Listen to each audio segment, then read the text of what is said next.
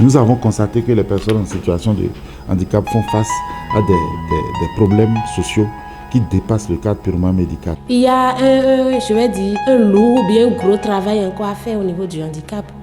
Rien n'est encore pratiquement fait. Une personne handicapée que vous rencontrez ne s'accepte pas en tant que personne humaine déjà.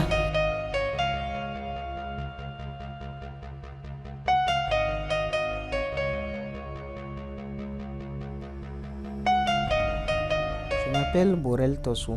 Je suis doctorant sur le projet Disability et responsable de sa mise en œuvre au Bénin.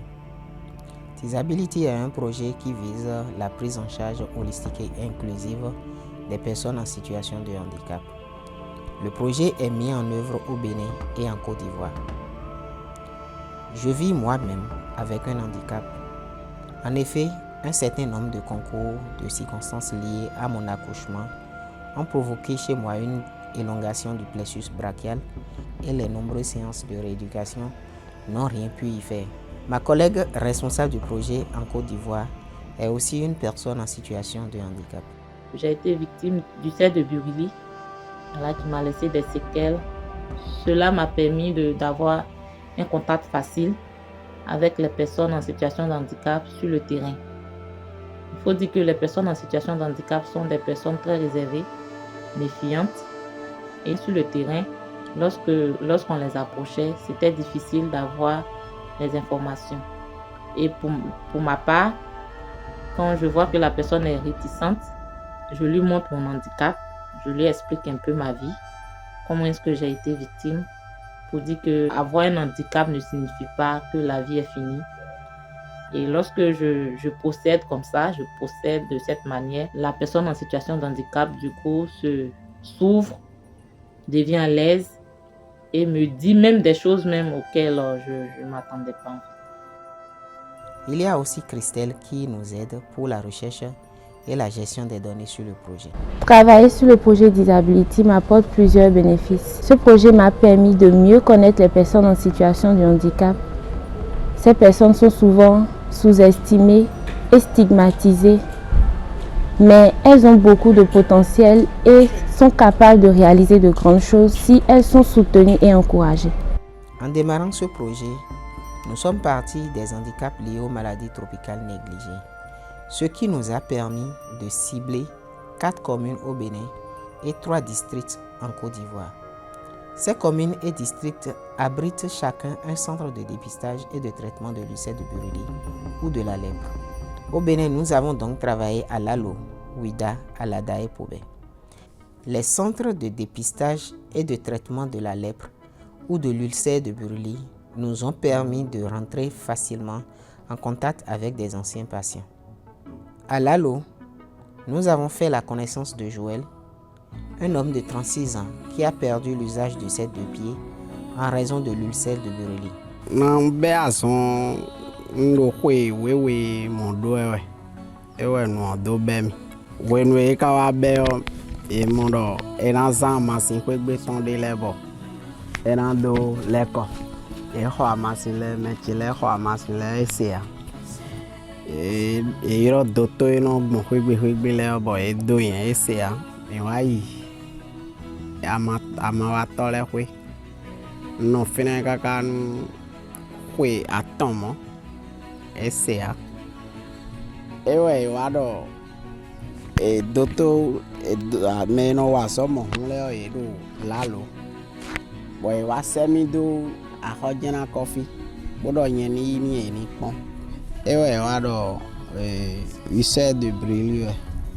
Joël est marié et a 4 enfants. Pour subvenir aux besoins de sa famille, il exerce son métier de vulgarisateur. Malgré sa situation et les difficultés auxquelles il fait face quotidiennement, il a su gagner le respect et l'estime des villageois. Son enthousiasme à la vie et sa bonne humeur suscitent l'admiration. Mais cet état d'esprit n'est malheureusement pas partagé par la majorité des personnes en situation de handicap que nous avons rencontrées. Dans le village voisin, il y a Léontine, 25 ans, une autre victime de l'ulcère de Burili. Elle est la troisième épouse d'un paysan. La dernière fois que nous l'avons vue, elle était enceinte. Depuis, elle a accouché d'un garçon, Élisée. Ce jour, nous l'avons fortuitement croisée lors de notre passage au centre de promotion sociale de la loi.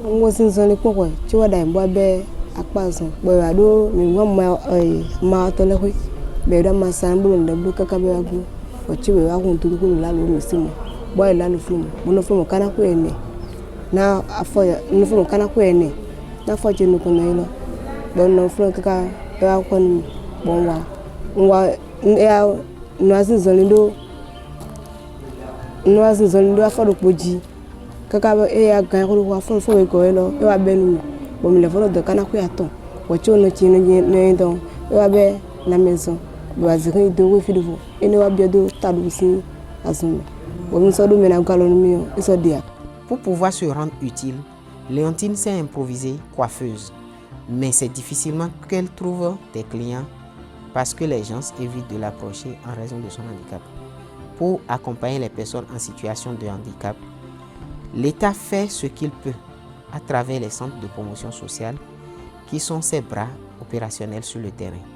Les centres de dépistage et de traitement de l'ulcère de Buruli et de la lèpre disposent aussi en leur sein d'un service social. Au centre de traitement anti-lèpre de Ouida, le service social est mis en œuvre à travers le projet de réadaptation à base communautaire. C'est une stratégie transversale parce qu'on travaille sur 4 volets, voire 5 volets aujourd'hui. Le volet de la santé, le volet de l'éducation, le volet des ressources génératrices de revenus, le volet du social et aujourd'hui le volet de l'autonomisation même de la personne handicapée. Donc quand on prend une personne handicapée au niveau de la RBC, on lui fait un plan de réadaptation suivant tous ces volets-là. Donc ce n'est que comme ça qu'on peut essayer d'améliorer sa vie. Il y a un lourd ou bien gros travail encore à faire au niveau du handicap. Rien n'est encore pratiquement fait. On déblaye, mais est-ce qu'on a réellement encore semé? Du côté malade guéri, lèpre, il y en a qui sont réinsérés en famille.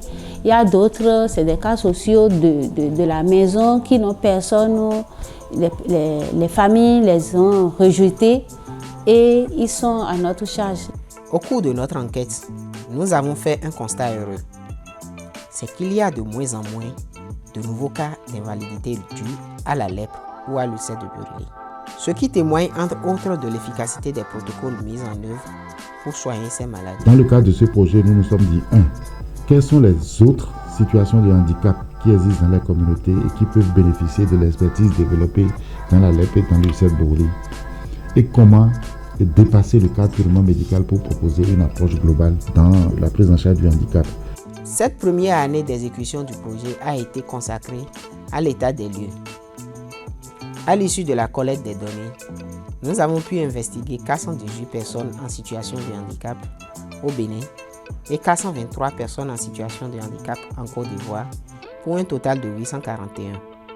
Ce qui nous a permis de constituer une base de données importante dans laquelle nous nous sommes intéressés à plusieurs types de variables, notamment des variables socio-démographiques et économiques, des variables liées au logement, à la scolarisation, à la profession, à la mobilité, à la prise en charge et même des variables liées aux besoins de ces personnes en situation de handicap.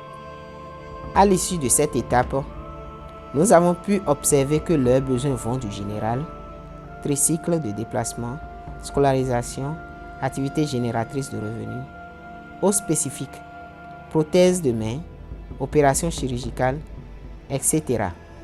Au-delà de tous ces besoins, ce que ces personnes en situation de handicap nous ont confié, c'est leur souhait d'avoir aussi une dignité humaine. Nous lançons un appel à tous les donateurs, à tous les partenaires qui peuvent faire quelque chose pour ces personnes, pour les aider à se valoriser, à se mettre en valeur, de ne pas hésiter. Parce que le besoin est là. Même si c'est un enfant, 2 sur 10 ou sur les milliers qu'ils peuvent satisfaire, c'est déjà beaucoup. L'ensemble des informations collectées sera analysée et à l'issue de cette analyse, nous allons définir les interventions que nous allons mettre en œuvre. Et une fois que ces interventions seront déployées, nous allons les évaluer. Et à l'issue de l'évaluation, nous allons tirer les conclusions sur les leçons apprises.